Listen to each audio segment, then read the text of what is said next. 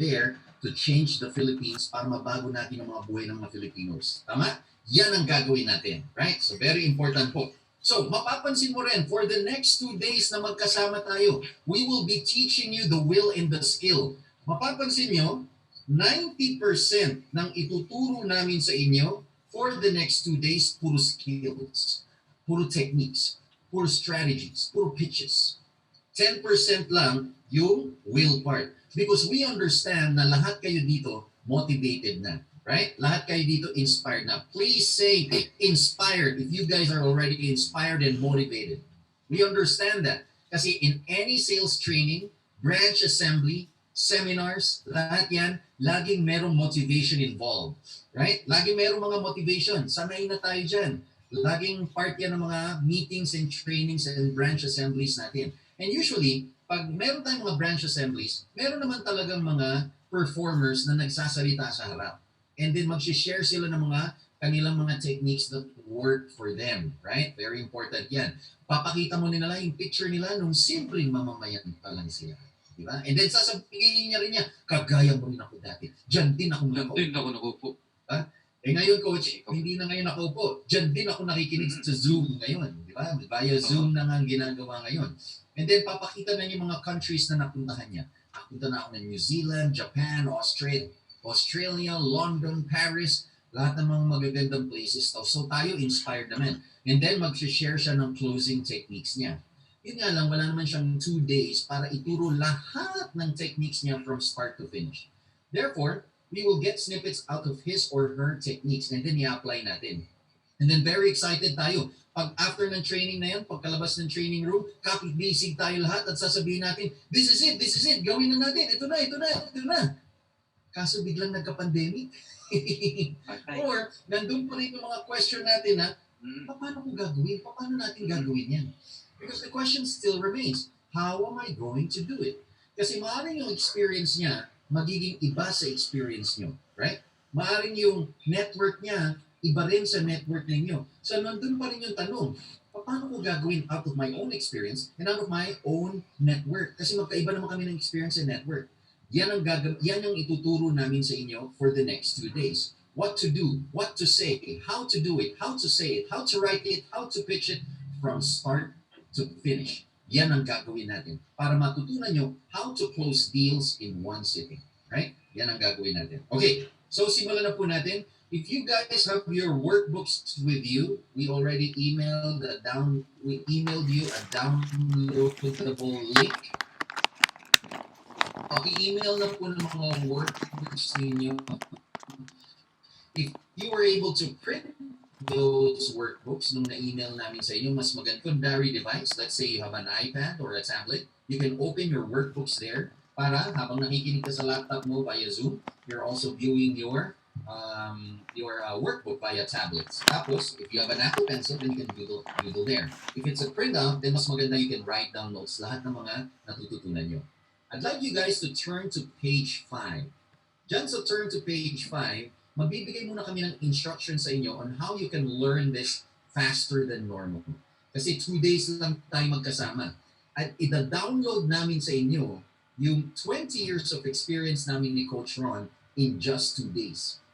Para hindi kayo may information overload, let's learn it faster than normal. Right? So turn to page 5 ng mga workbooks ninyo and you will see a topic there called How to Learn Fast. Now let's break it down. So we'll provide a few rules muna before we start. Number 1, the first letter stands for forget. Ibig sabihin guys, for the next 2 days na magkasama tayo dito, lahat ng natutunan nyo about closing, lahat ng natutunan nyo about sales, lahat ng natutunan nyo about financial planning, kalimutan nyo muna lahat for the next 2 days. Para wala mo ng conflict dun sa ituturo namin. Sabi ni Bruce Lee, you got to empty your cup so that it can be filled with new ones. So for the next 2 days, empty your cup para walang problema yung pag-absorb ng new techniques na ituturo namin para walang conflict sa dati yung natutunan in the past. Next letter, A, stands for acting. Ibig sabihin, you need to actively participate, actively listen, actively write down notes, actively ask questions, right? Actively recite. Ang maganda rin dito, meron tayong chat box. make the chat box very busy. And I can see that you guys are very participative, very engaged kayo dito this morning, no? Kasi nakikita ko madali kayo mag-comment. So lahat ng thoughts ninyo, lahat ng reactions ninyo, lahat ng comments, questions, suggestions, isulat nyo lang po dito sa chat box. Make it very busy. Pag natatawa kayo, anong gagawin nyo? Hindi type nyo, ha ha ha ha ha. Pag kinikilig naman kayo, Coach Ron, anong tinatype nila pag kinikilig sila?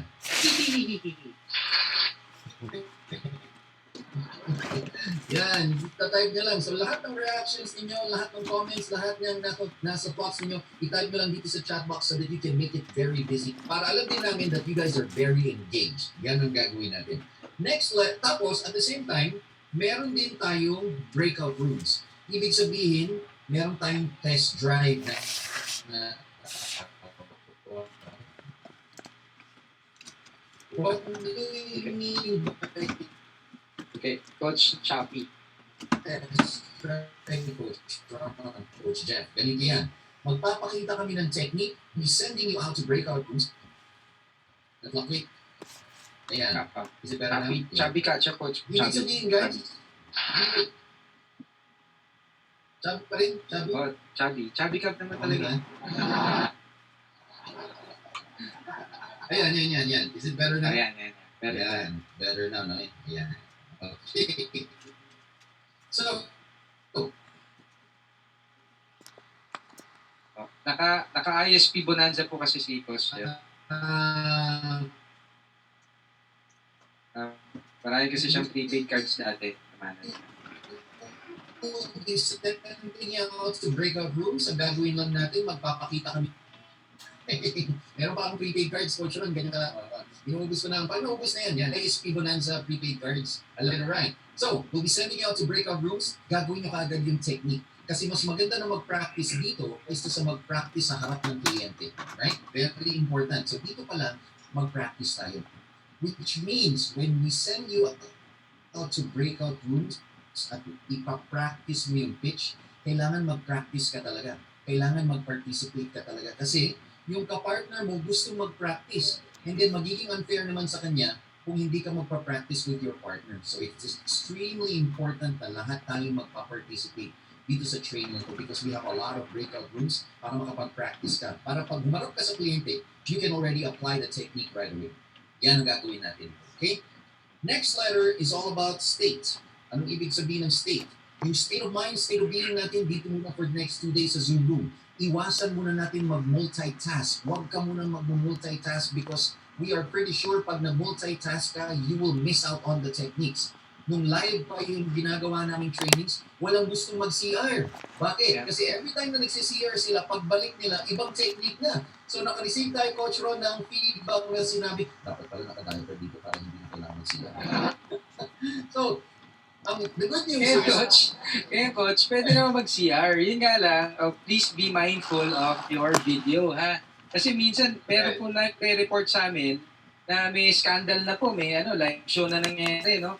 So, iwasan nyo lang po na isama yung phone nyo dun sa CR. Kung isama nyo man, kailangan naka-off yung video po ninyo, ha? Kasi kami gusto nga namin mag-live show, hindi lang namin magawa, Tapos, Coach, nangyari yung krimen, tapos na, di ba? So, yan, just please be mindful of the mute button and the video. Yan. May lag lang si Coach Jeff, mga keep days aking lag. Right. So, iwas muna tayo. If you guys have your headsets right now, if you have your earphone, in lag, so pagpasensya na. So, if you guys have your headset or your earphones right now, it's very important that you wear them so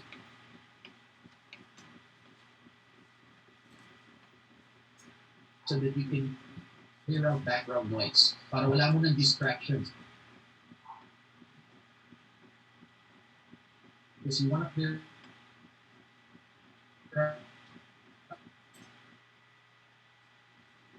Okay, Coach. Choppy ka na talaga. Those distractions so that you can truly focus on the teach. Actually, nabanggit na ito ni the Ace of Learning. You teach it to someone. Then you get to learn it twice if you don't. Yeah, what about now? Is it here? Okay. One moment. Let me just turn off my video.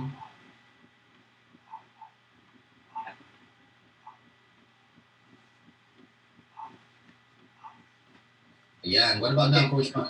Yeah, Is it that's better better. now? Yeah, okay lang po. Ako lang naman din yung display na makita. Tapos dadagdag ko lang kasi baka they have missed out, no? Kanina na-mention EBM. Very important that after the session, you teach it to someone. That's one of the best way how to learn it twice, di ba? Pero syempre, again, you don't want to spend 2 days to teach it to your rookie. A thing or two would be good, no? So later on, no, as we go through along the techniques, we'll let you know if this is something shareable or hindi pwede muna i-share. Tama?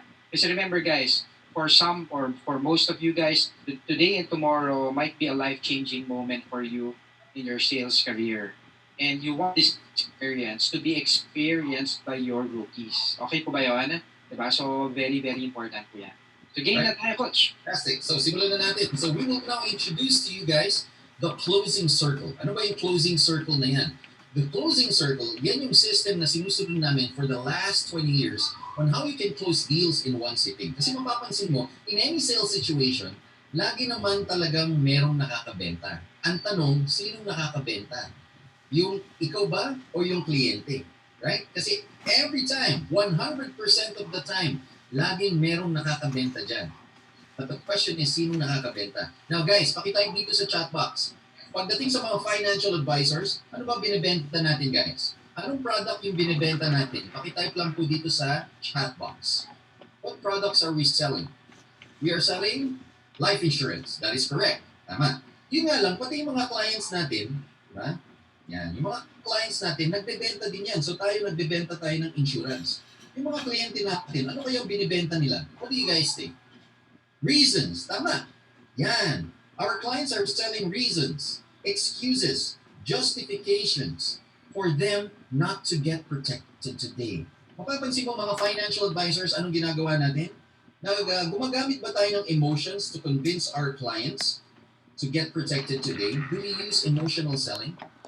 What do you guys think? Yes, of course. We use emotions to convince them to get protected today. Yun nga alam, pati yung mga clients natin, yan din ang ginagamit. They also use emotions to convince you that today is not the best time to do it.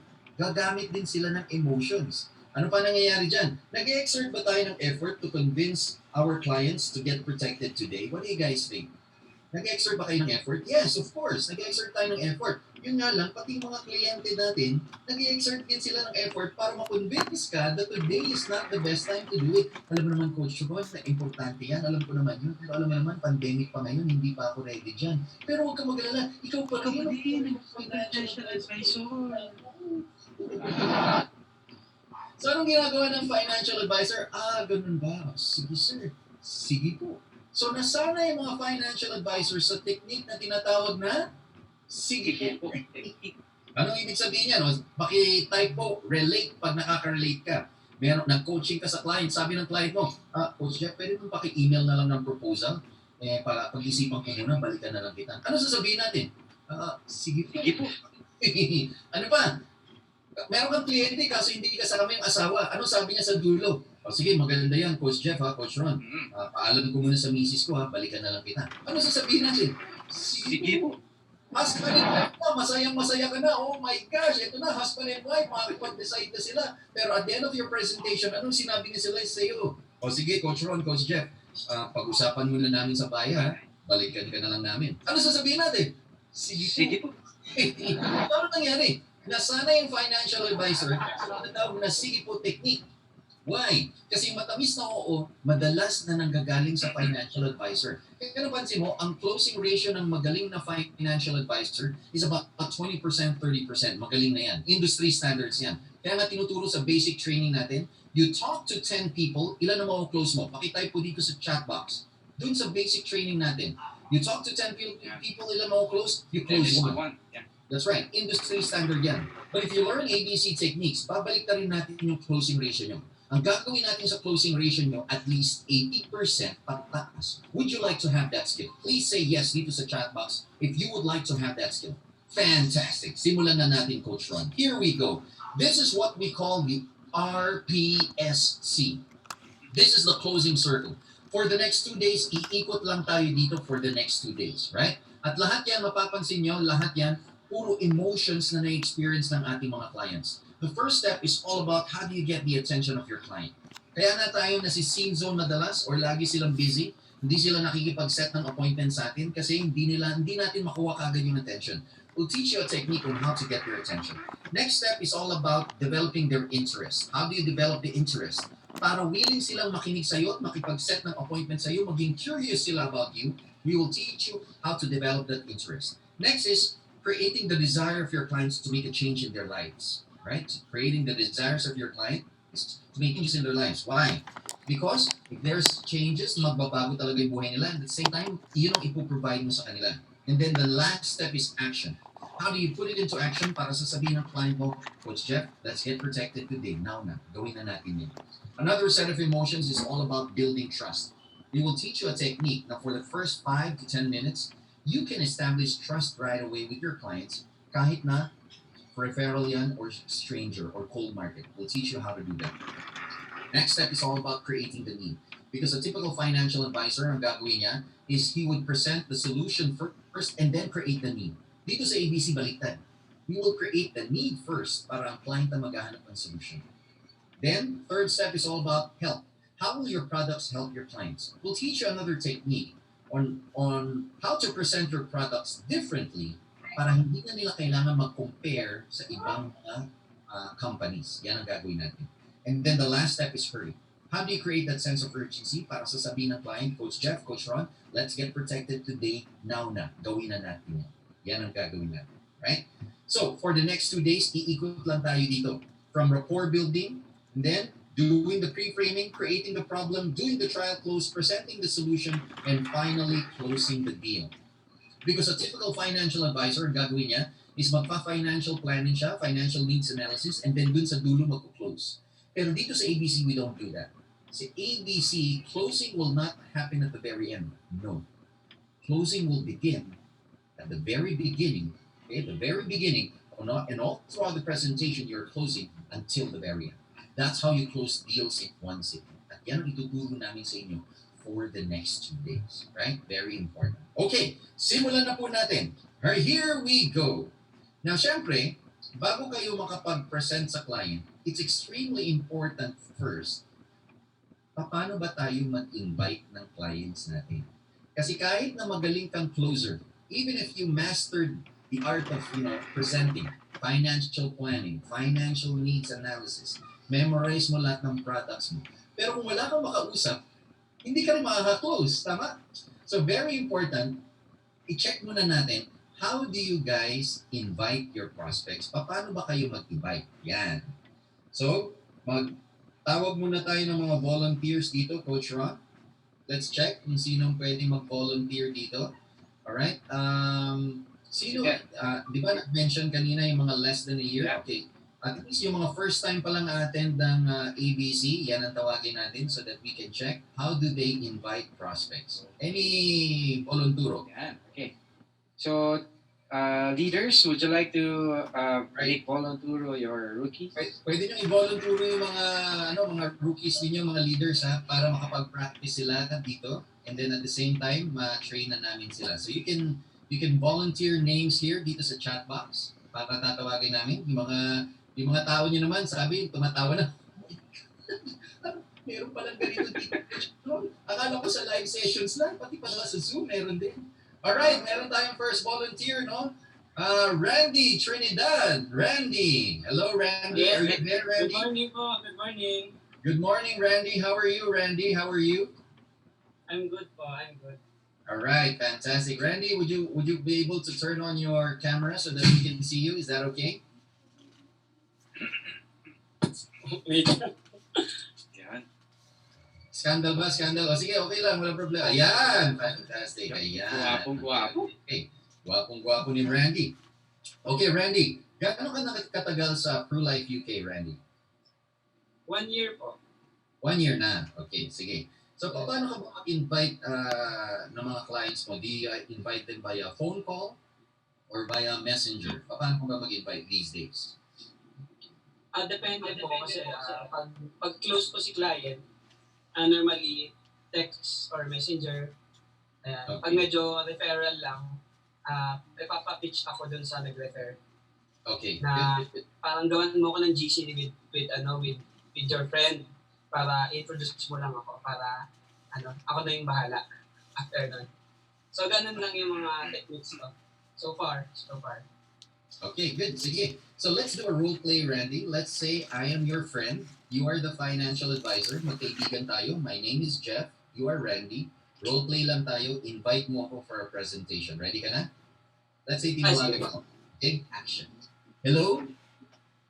Hello, Randy. Hello Jeff, good morning. Wait, pare, kamusta? Okay lang naman kayo, kamusta kayo? Ayos naman. Work from home na lahat eh. Ikaw ba? Work from home ka rin ba? Oo, nag-transition na rin kami pa ng work from home. Lalo na ngayon, syempre, medyo malala yung sitwasyon natin. Ayan, Oo. better din, no? Nakapag-transition na din pala kayo. Kamusta naman yung si misis mo? Okay naman, pare. Ayos naman. Work from home din. Kaya kahit pa paano, masaya-masaya din kami dahil yung mga bata nandito rin. So lahat, masaya naman. Ayun. One thing nga, no, I realize, no, parang okay din pala yung setup ng work from home, no? You have, plenty of time sa family. Oo. Ayan. So, nga pala, Jeff, no?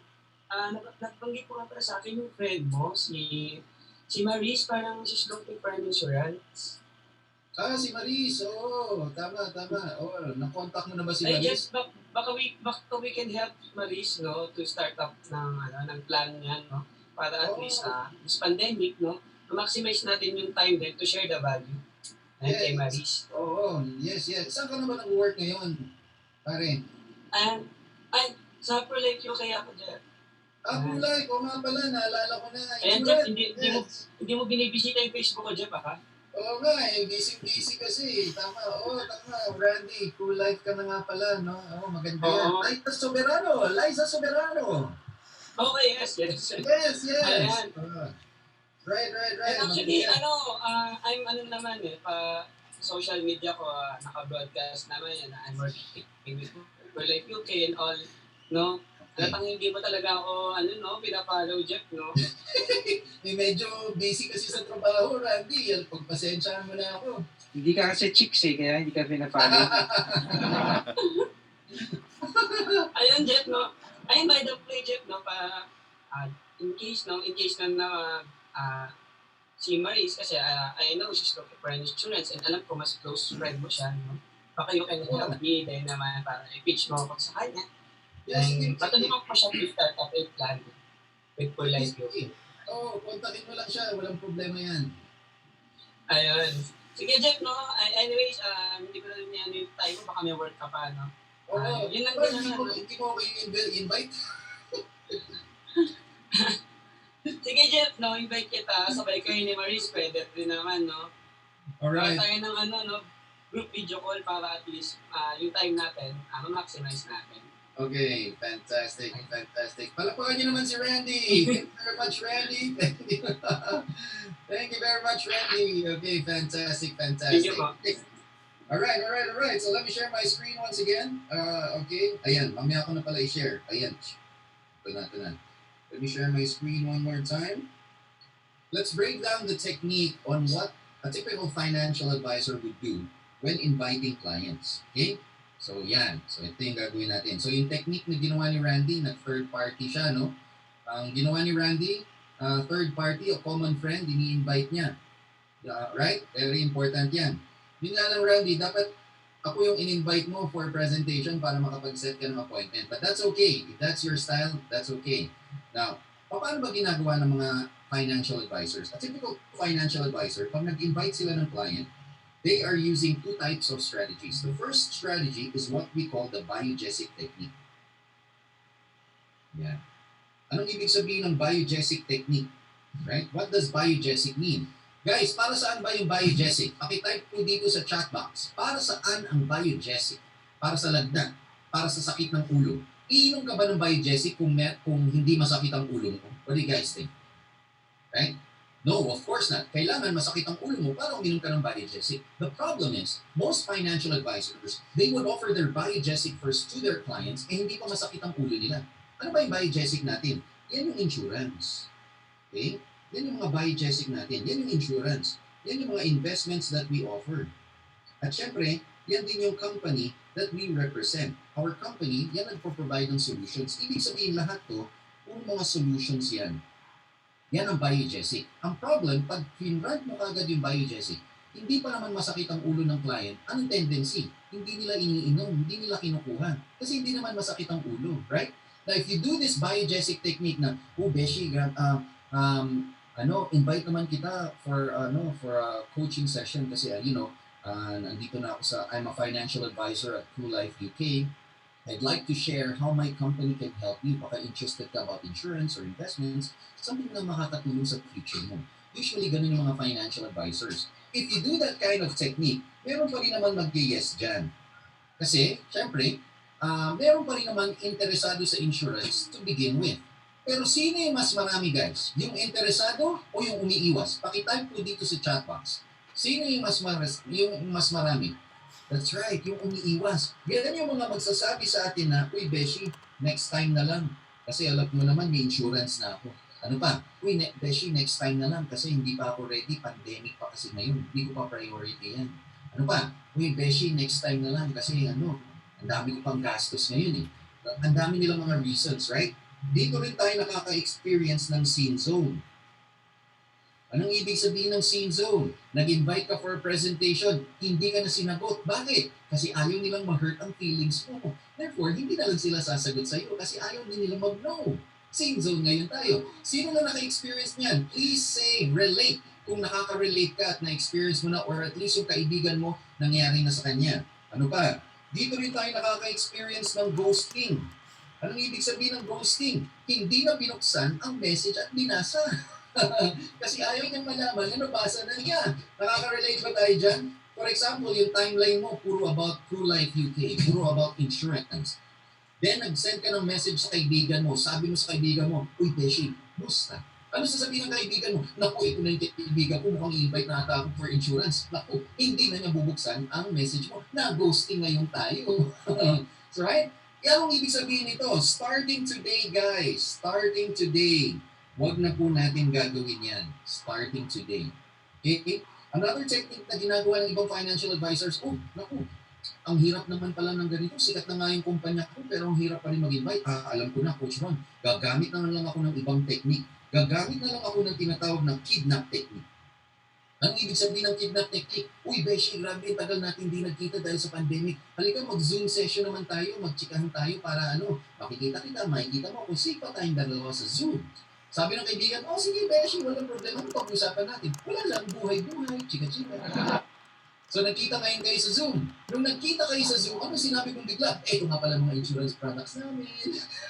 Ano sabi ng kaibigan mo? Naku, naisahan ako ng kaibigan mo. Power! Diba? Na-power ako. Kasi hindi rin siya ready makinig. Right? Meron pa rin naman mag-yes dyan. Okay? Kasi syempre, meron pa rin naman magiging interesado, mahihiya, mag-yes pa rin. Pero sino pa rin ang mas marami, guys? Yan pa rin ang magsasabi, sige, she, next time na lang, hindi ako ready. Right? Starting today, hindi na rin natin gagawin yan. Starting today. Very important po. Okay? Starting today. Ano ngayon ang gagawin natin? We will now do another way of doing it. Okay? What do I mean by this? Starting today, we shall now position our skills first. Someone who's an expert when it comes to money. Kailangan makilala ka muna ng mga clients mo as someone who's an expert when it comes to money. Here's an example, guys. Pag meron kang sakit, sinong pinupuntahan natin? Pakitype po dito sa chat box. Pag meron kang sakit, sinong pinupuntahan natin? Doctors. Pag kailangan mo kumonsulta sa Philippine laws, sinong pinupuntahan natin? Pag kailangan mo kumonsulta sa Philippine laws, mga attorneys, mga lawyers. Pag kailangan mo ng bookkeeping services, sinong pinupuntahan natin, guys? Bookkeeping services. Mga accountant, mga CPAs, mga auditors, right? Yan ang pinupuntahan. Ngayon, pag yung mga clients natin gusto nilang makipagkonsulta tungkol sa pera, ikaw ang pupuntahan nila. Kasi nakilala ka nila as someone who is an expert when it comes to money. Which means, starting today, guys, ganito yung mangyayari. Starting today, we will now transition you from being an advisor to becoming a coach. Because there's a difference between the two. An advisor is your current position right now. That's your title. An advisor will provide solutions and will provide advice to your clients based on the need of your client dun sa products na meron ka. Right? A coach is something else. A coach is not a title. It is not a position.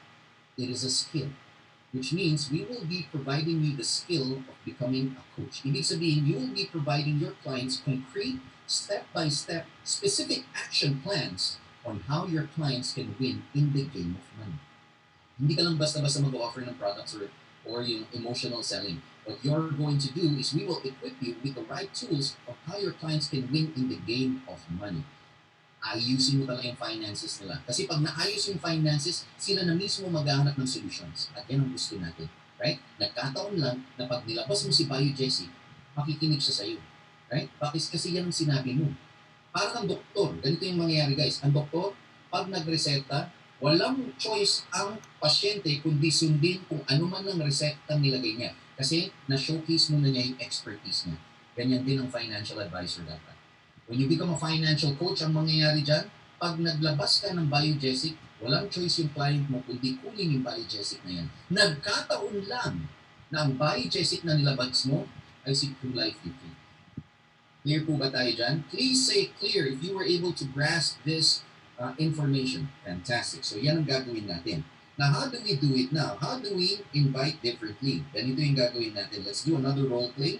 But this time, ako naman ang financial advisor. Okay? Anyone who would like to do a role play with me, please, all mga leaders, pwede nyo i-volunteer yung mga rookies ninyo. Okay, just type the name here para naman na makilala din ng buong team at makapag-recite din siya. Just indicate, ayan. Sabi ni Randy, Michael San Roque. Right. Ayan. ABC, Graduate na. ABC graduate na si Michael San Roque. Graduate na yan. Someone else. Graduate na yan. Okay, who else? Ayan, so meron tayo dito. Ano yung lumabas? Joseph Pagalilawan. Okay. Coach, good lang po. Right. Ng camera. Fantastic, Joseph. If you can turn on your camera, Joseph, that would be appreciated. Okay, mukhang nagano muna si Joseph. Nagpalit ng device. Okay, is Joseph back? O sabi ni Heide, come on, Steph! I love that. Come on! Nag-CR na. O sige, mukhang nawala si Joseph biglang ano. Hello. Ayan. Ayan. Fantastic, Joseph. Thank you for being back. Thank you very much for turning on your camera. Okay, let me add you to sa spotlight. Joseph, gaano ka nakatagal sa True Life UK? Almost 2 years na, Coach. Almost 2 years time. How's your journey so far? Okay naman po. Very enlightening. Fantastic. Okay, so role play lang tayo, Joseph, no? Let's say you are my friend. I am the financial advisor. And we are friends. Okay, just answer as naturally as possible. Kasi magkaibigan naman tayo. Ready ka na, Joseph? Ready po, Coach. So let's say tumawag ako sa iyo. Pagka ring, sumagot ka na. Sige, sagot, Joseph. Hello. Oy, Joseph, pare, pwede mo ba ako matulungan kasi napokondak ako ng survey? 1 minute lang naman. Okay lang ba? Sige pre, ano ba kailangan? Yan, sige, tama-tama. Kasi, Joseph, financial coach na kasi ako ngayon. After kasi ng GCQ, mapokontak ako ng workshop tungkol sa money management. Itong survey na to, pare, makakatulong ko sa workshop na gagawin ko. 3 questions lang naman siya. Okay lang ba? Okay yan, sige. Mukhang big time ka na, Jeff, ha? Yan, sige. Baka na. Joseph, sige, pare, sige. Question number 1. Tuwing sweldo, ano bang unang-unang ginagawa mo sa pera mo every day? Siyempre, yung mga due date, yung unang nasa isip ko. Duties ka agad, no? Oo. Responsibility. Bakit yung kagad yung inuunan mo? Joseph? Siyempre, as I mentioned mo, responsibilities and pag hindi ko binayaran yun, putol ng kuryente, putol ng internet, ngayon, siyempre, sobrang halaga ng internet, kuryente, doon na yung trabaho natin. So, yun talaga yung hindi ko maiwasan isipin. That's good. I see that you're a very responsible person, Joseph, and that's good. Question number 2. From a scale of 1 to 10, 10 being the highest, ano bang nararamdaman mo sa pera mo in terms of happiness level? Yun sa overall finances mo. Ano nararamdaman mo pag i-rate mo from 1 to 10 in terms of happiness level? Sabihin na natin mga 6 kasi na-enjoy ko naman kahit pa paano. Pero I feel like may paraan ko para mas ma-enjoy ko siya lahat. Okay, that's good. Fantastic. Sige. Question number 3, Joseph. Let's say umattend ka ng workshop tungkol sa money management. Anong topic ang gusto mong matutunan? Siguro paano i-handle ng mas mabuti yung pera since yun nga, hindi ko masyado ma-rate as 10 out of 10 yung sweldo ko. Okay. Bakit gusto mong matutunan yung paano i-handle more yung pera? Why is it? Unang-una sa lahat, para mabawasan yung stress levels at syempre, ma-enjoy ko na rin yung pinaghihirapan kong pera. Okay. Good, that's good. Sige. Joseph, thank you very much for participating sa survey. Katulong yun sa workshop na gagawin ko. Now, Joseph, as a thank you, I will be giving you 1 free consultation. You can ask me anything about money. Yung sinabi mo rin, Joseph, sa question number 3 na gusto mo matutunan how to handle your money more, yan din ang ituturo ko sa iyo. I will also give you a free worksheet. Nandun na lahat ng strategies on how to organize your cash flow para nakakapag-ipon ka, na-enjoy mo pa yung sarili mo na ma-maximize. Since Joseph, libre naman to, free consultation siya, pwede ko lang ito kasi ibigay sa 12 of our friends. Yung ibang kaibigan natin naka-avail na, 5 slot na lang natitira ko. Bigyan kita ng isang slot. Pwede natin itong gawin via Zoom para safe ka, safe din ko. Kamusta na palang calendar mo on Thursday or Friday? Palakpakan naman natin si Joseph, guys. Fantastic. Joseph, thank you very much for Thank you, participating. Maraming salamat, Joseph. Fantastic, fantastic. All right. So, let's break down the psychology behind that technique. Let me share my screen once again. Okay? I-break down natin yung psychology behind the technique on why it works. Right? Okay, so breakdown natin. Unang-una, keywords lang ang kailangan yung tandaan dito. Keywords lang. The first keyword ay help, ano pa? Survey, at saka 1 minute. Okay, ganito yung i-deliver nyo, no?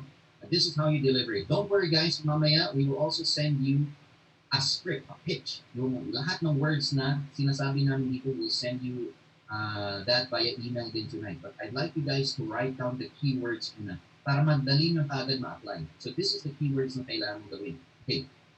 Tumawag ka sa kaibigan mo or nag-text ka sa messenger, doesn't matter. Depende sa personality mo. It works the same way. So sasabihin mo ngayon, Uy, Beshi, pwede mo ba matulungan? Kasi nagpupunta kasi ako ng survey. 1 minute lang naman. Okay lang ba? Now, if you do this, 99% of your friends will say yes. 99% of them. Bakit hindi 100%, Coach Jeff? Kasi meron pa rin 1% na mikrobyo talaga sa buhay natin na hindi talaga mamatay. Huwag kang mag-focus sa 1%. Mag-focus May tawag tayo dyan, coach eh. Yan yung tawag dyan, yung mga coops. Mga coops. Mga coops. So yung mga kliyente, mga friends mo, ayaw kang pagbigyan sa 1 minute, tawag dyan coops. Yan friend mo na lang. Wala na silpo yan. That's right. So 99% of our friends, they will say yes because naturally, mga Filipinos, matulungin talaga. When they hear the word help, huwag mong gagamitin yung word na favor. Kasi pag sinabi mong favor, mangungutang. So wag. When you hear the word help, automatic yung mga Filipinos, ready sila lagi makinig. Kasi it could be asking for direction, asking for guidance, asking for this, asking for... So yun ang gagawin mo. So when you hear the word help, automatic yan, ready sila makinig. 99% of your friends.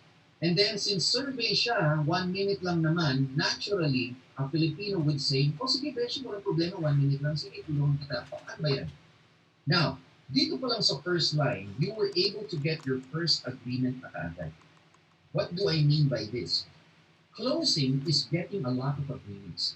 So first line mo pa lang, you were able to get that first agreement, which means yung psychological defenses nila dito sa mind nila, unti-unting bumababa so that you can go in and close.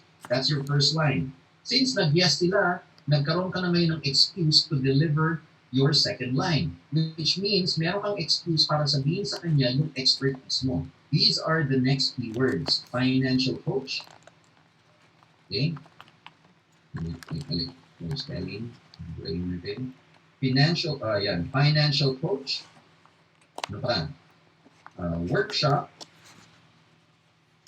about money management, and then 3 questions. Yan ang mga keywords mo. Right? This is how you deliver it. Kasi, Beshi, financial coach na kasi ako ngayon. After kasi ng GCQ, magkoconduct ako ng workshop tungkol sa money management. Itong survey na to, makakatulong to sa workshop na gagawin ko. 3 questions lang naman siya. Okay lang ba? Of course, since 3 questions lang naman yan, naturally, they will say yes again. At pag nag-yes ulit sila, that is now your second agreement. So, nakadalawang agreements ka na kagad. Right? Very important. Okay?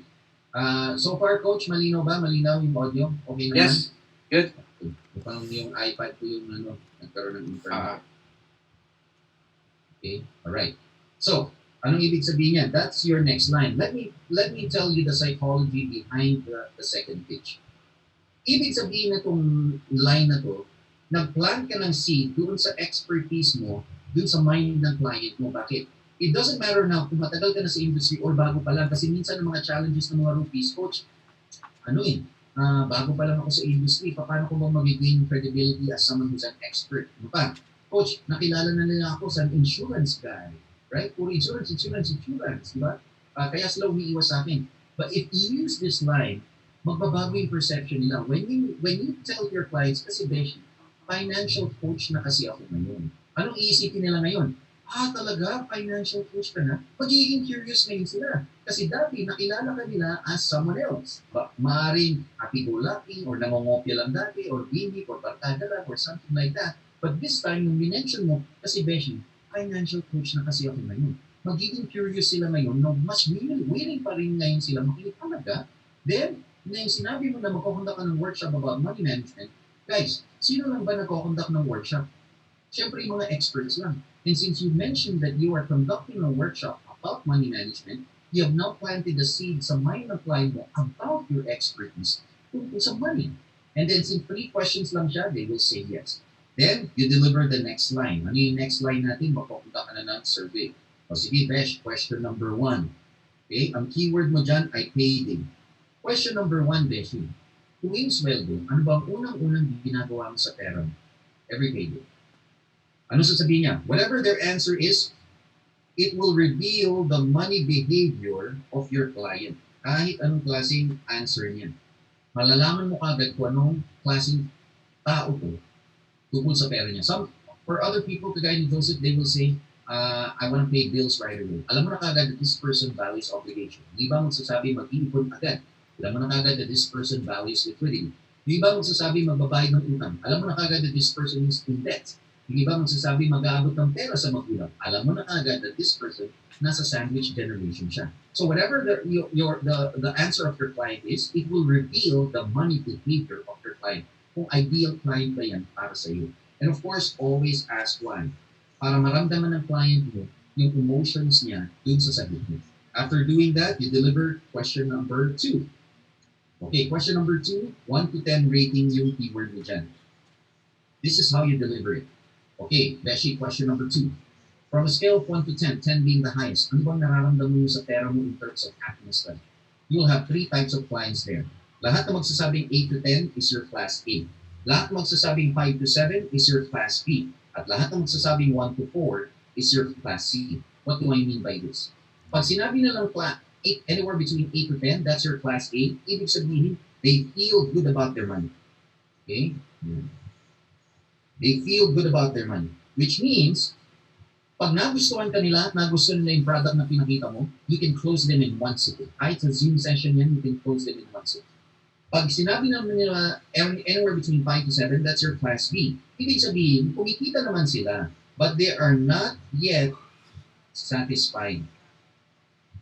Okay? Kailangan pa rin nila ng tulong mo in terms of organizing their money. Pero pag natulungan mo sila, nagustuhan ka nila, you can still close them in one sitting. Lahat naman magsasabing 1 to 4 is your class C. Ibig sabihin, they're not really happy. They're not happy with their money. Ibig sabihin din ito, you won't be able to close them in one sitting. Hindi nila kaya. They can't afford to purchase the plan for whatever reason that they may have. It could be too many obligations. It could be hindi talaga kasya yung sweldo nila. Or it could be hindi talaga maganda yung money behavior nila na walang natitira every time. Right? Ibig sabihin dito guys, planting seed ka lang dito. When you say planting seeds, kailangan nila ng tulong mo. Pero 3 to 6 months from now, harvest time. Pag sinunod nila yung homework na binigay mo sa kanila, then you will harvest them 3 to 6 months from now. But as financial advisors, it's extremely important din na kumita rin tayo. So, ipa-priority mo muna is yung mga Class A and Class B mo muna. Kasi yan yung mga kaya mag-purchase sa'yo. Which means, if you do this kind of technique, guys, you will be able to maximize your time. You will be able to save time and save your client's time kasi napipilter out mo, napi-pre-qualify mo yung mga clients mo, right? Now, the old school way of doing this is yung tinatawag natin the golden list, yung 100 golden list, di ba? Our managers will pass down that to us at sasabihin niya, you write down your first 100 names, di ba? Sino na naka-experience niya na sinabihan kayo ng leaders ninyo na write down 100 names and that is your golden list, di ba? Sino? Please say me if you were able to do that, right?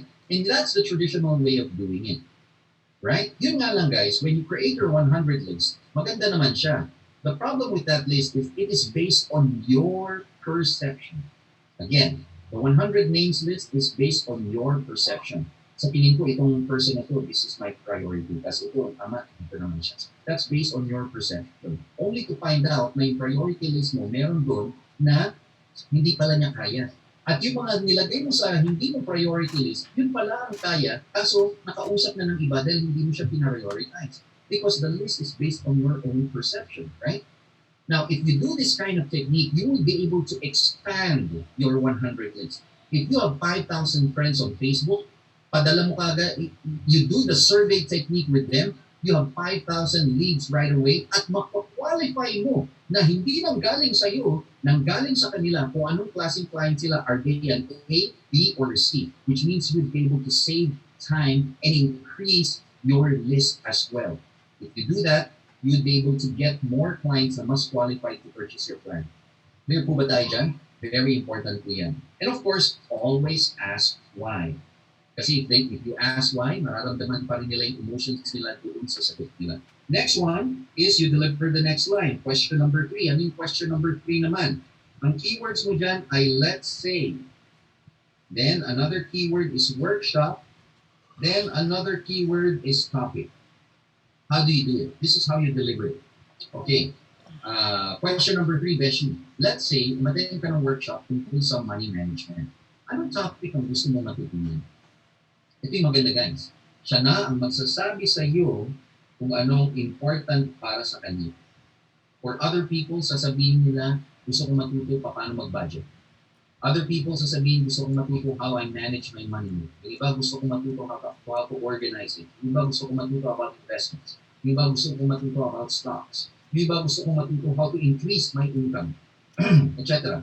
Ano man ang sasabihin nila, it will now reveal kung anong important para sa kanila. Ito may maganda. You planted another seed sa imagination ng client mo na umattend siya ng workshop. Kasi ang line mo, let's say, umattend ka ng workshop about money management. So sa mind niya, okay, umattend ako ng workshop. Ano na ba ang topic ng gusto mo matutunan? Nag-plant ka ng seed sa mind mo. You've opened his imagination na nandun na siya. Ano nga ba ang gusto mo matutunan? Then, i-reveal niya sa iyo yung important thing na gusto mo matutunan. Na gagamitin mo naman. And then finally, next line is closing ka na. How do you close? This is how you close. Pakisulat ko nito, no? Just keywords lang.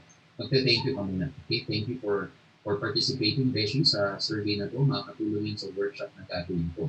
Now, as a thank you, I will give you one free consultation. You can ask me anything about money.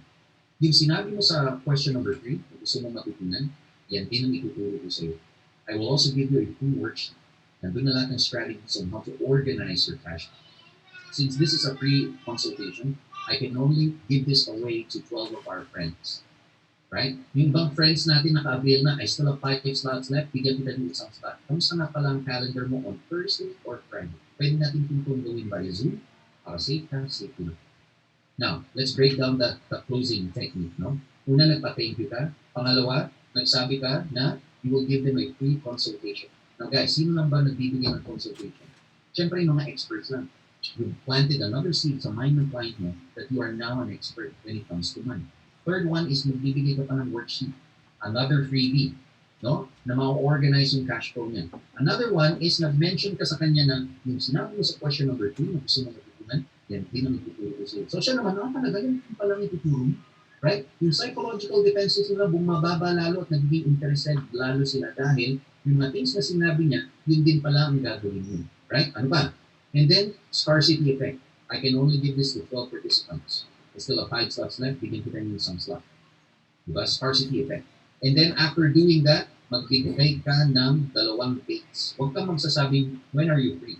Kasi hindi rin niya alam kung kailan siya free. Sasabihin niya, balikin kita. Huwag mo rin sasabihin, are you free on ganito, ganyan. Instead, you use, how is your calendar on Thursday or Friday? In Tagalog, kamusta ang calendar mo sa Thursday or Friday? If you do that, kakamustahin mo. Para siya, kamusta nga ba? Isipin niya yung calendar niya. Kamusta nga ba? Pwede ba ako? Coach, pwede ba yan sa Friday? Makakapag-set ka ng appointment. May perception din siya of control. Kasi nagbigay ka ng 2 dates. Kahit anong piliin niya sa dalawa, pabor pa rin sa niya. Right? Pero in reality, iniisip niya, kayo may control. But in reality, ikaw pa rin. Naintindihan? Are we learning so far? Please say yes if you guys are learning so far. Fantastic, fantastic. Okay, before we send you out to the breakout rooms, let me show you a few testimonies na ginagawa ng mga ABC practitioners. One of the testimony is ito. Hi, Coach Jeff and Coach Ron. Feedback from yesterday's training. I implemented the technique for an invite to my client whom I tried several times for a personal meet of the past 6 months without success, and the result yesterday was successful. I booked an online meeting on Friday. Fantastic indeed. Here's another one. Sabi niya, pero coach nakakatuwa yung survey technique. Meron akong nabook na 3 appointments sa Zoom sa 3 classes na hindi ako pinapansin dati. Diba? Nakakatawa na siya. Ano pa? Wow, coach! Thank you. I have been consistently using the survey technique and the appointments are coming in. I have 5 appointments na next week. Ang saya, coach. Thank you. Here's another one. Hi, coach. I just want to share this. Last week lang ako umattend ng Master Closer. I did the survey technique and I already secured 7 appointments. Here's another one. Thanks, Paul, coach. Was able to book 8 appointments this week using the lessons applied sa last batch 1 to 5. Here's another one. Coach, thank you sa ulit sa ABC. Nakaschedule ako for 11 meetings per week. Galing ng survey technique. Ibig sabihin, if you do the survey technique, guys, you will be able to set appointments, 3 to 11 appointments every week. Would you like to have that skill? Please say yes. Leave us a chat box if you would like to have that many appointments. All right. Now, ang question dito, while I set up the breakout rooms para makapag-practice kayo, ang question dito ngayon, Ang question dito ngayon is, Coach, ano ba mas maganda? Coach Ron, mas maganda ba na gawin ko via phone call when I do the survey technique, or do I do it via messenger or text message? Yan, okay. Good question. While I set up the breakout room. Okay. So, financial advisors, what you can do is, syempre, you have to ask yourself, ano ba yung strength ko? Yan.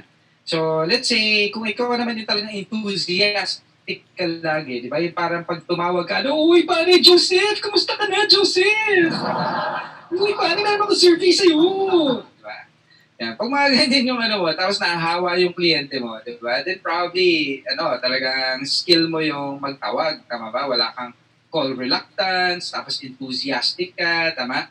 Pero pag, let's say, kung ikaw yung tipong medyo introvert, diba? Or okay na sa'yo, yung feeling mo, remember, pag mga introverts, mas madaling nagre-respond sa kanila yung tao. Bakit? Kasi, yung dating kasi nila, hindi sila masyado salesperson. Diba? Kasi hindi sila masyadong outgoing, etc. So, less threatening. So, pag ikaw ang nag-message, normally, they would respond. So, okay lang na ikaw mag-PM.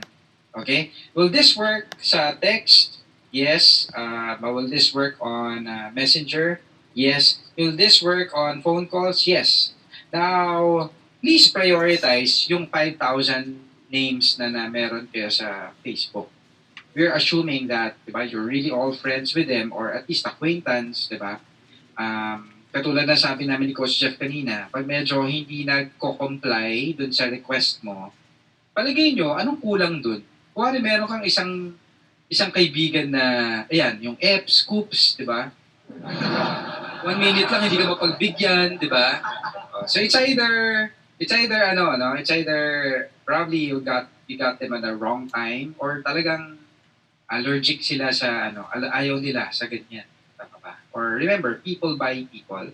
Okay? Pero based doon sa mga gumawa nito, Even yung mga kliyente po ninyo na na-approach nyo na before, nang sinisin zone na kayo, okay? Effective pa rin siya. Remember, kasi if different yung approach, different yung response. Does that make sense, no? Please type in yes if you agree on that. Pag different yung approach, different yung response. Okay? Now, ang mahalaga dito, you have to back it up. Okay? You have to back this up with a good social media presence. Okay? Mamaya tuturo naman to ni Coach Jeff, no? Pag sinabing good social media presence, dapat dun sa Facebook timeline po ninyo, hindi pwedeng color red na color red. Okay? Ano ibig sabihin? Yung tipong lahat na ng pinost ni Puro Life, pinorward mo dun sa timeline mo. Di ba? Lahat ng products nandun din. Kasi, ang dating doon, you're trying to be a vendor of products. Tama? So, mas maganda na ma-perceive nila muna na you're trying to add value to people. You're a coach. Tama? Remember, pag expert ka, mas nag-i-inquire sila instead of to convert them into you being a seller to them being a buyer. Okay? Does that make sense? No? It's very important yun. So, as mamaya, no, after the breakout room, yan, we can entertain some questions or practical on the survey technique. Another thing, Coach Jeff, are you ready? Yep, we're ready. Okay. Sige, one more thing, no, before we go into the breakout rooms. Hindi natin siya muna pwedeng gamitin sa mga cold hindi yan pwede sa mga random people na hindi natin friends sa Facebook.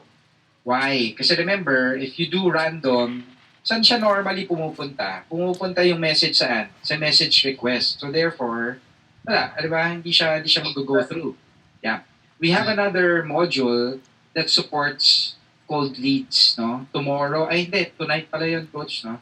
Mamaya we'll give you more details, no? Pero dun sa cold leads, iba yung approach dyan. Hindi siya pwedeng ikaw yung nag-approach. You let them come into your web. Yan. So, very important yun.